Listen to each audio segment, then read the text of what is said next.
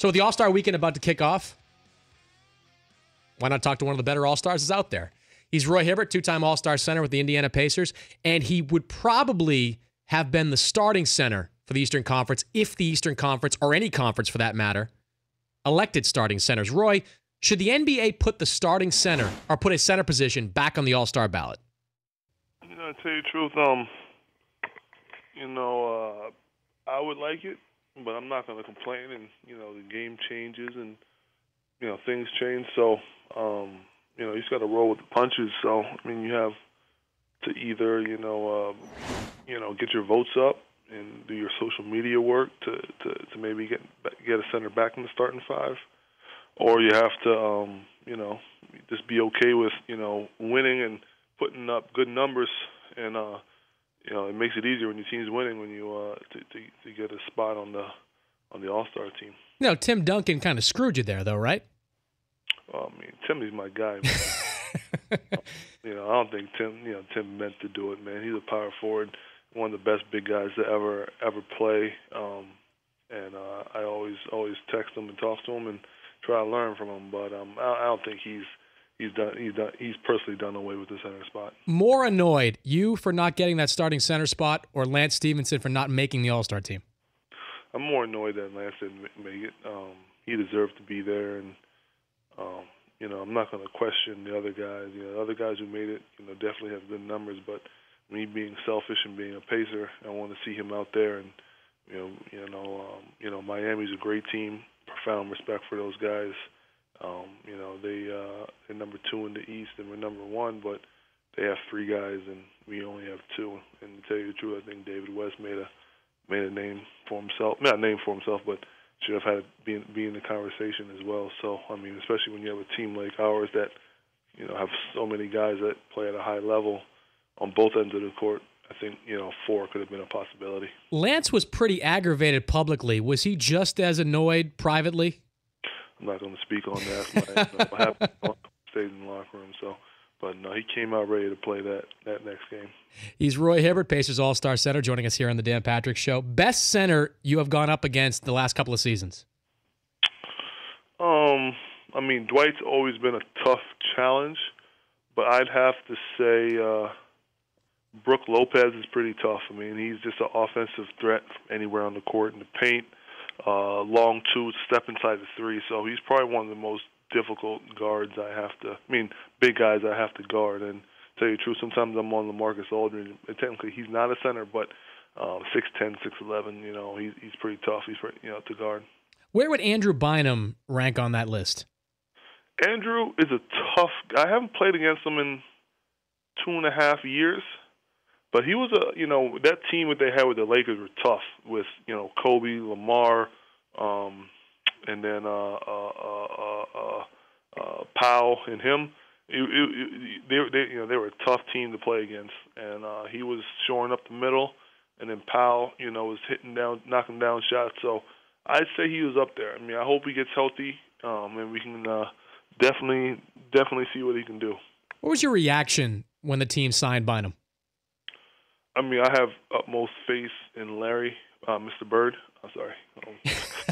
You got to call him Mr. Bird? Yeah, it's just he's a legend, man. So I feel like it's, you have to call him Mr. Bird. But I got away from myself right there.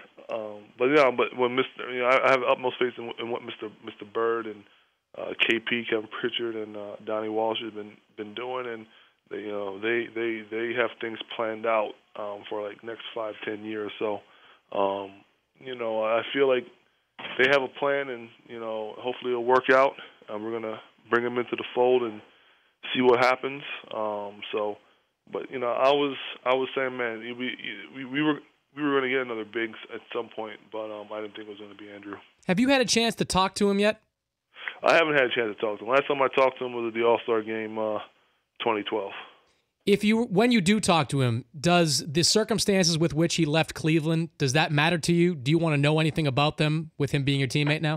I haven't asked anybody recently, but, obviously when I played against the Cavaliers, I asked some of the guys, what was going on, and, they told me, and a lot of the stuff was blown out of proportion, and media makes things up, and so I'm just gonna see what type of man he is and go from there. So I'm not gonna pass judgment, and I've seen his body of work on the court, and so right now I get to see who he is as a man, and from what I've heard from Mr. Bird, he's a real good guy and misunderstood, and so like I said, we're just gonna bring him into the fold. You're saying the media makes things up, Roy? Oh yeah, I mean sometimes. Shots fired. Shots fired. You guys are mean out there in them streets sometimes. We at Sports Illustrated do not make things up. Roy Hibbert hanging out with us here on the Dan Patrick Show. Roy, I'm 5 feet tall. What is the worst thing about being tall? People always asking you how tall you are. Nah. People asking you what the air is up there.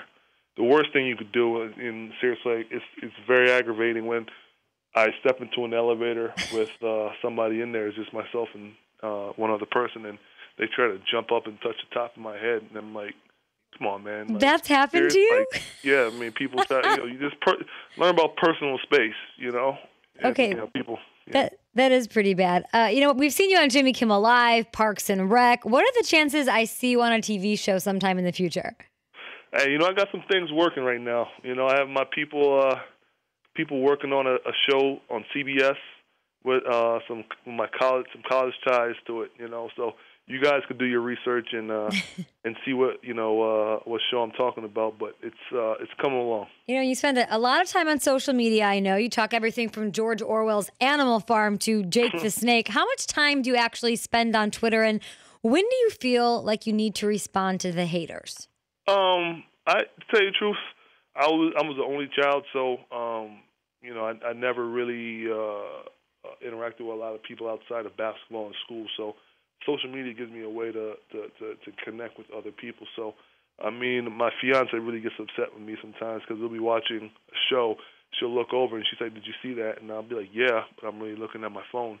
I mean, I spend a lot of time on there, and sometimes people get on your skin, but I just try to I try to be myself and respond in a way that will not get me fined by the NBA. Right. Roy, we know you've been interacting with Steve Austin on Twitter. Wondering if you'd rather take him on one-on-one on the court or in the ring.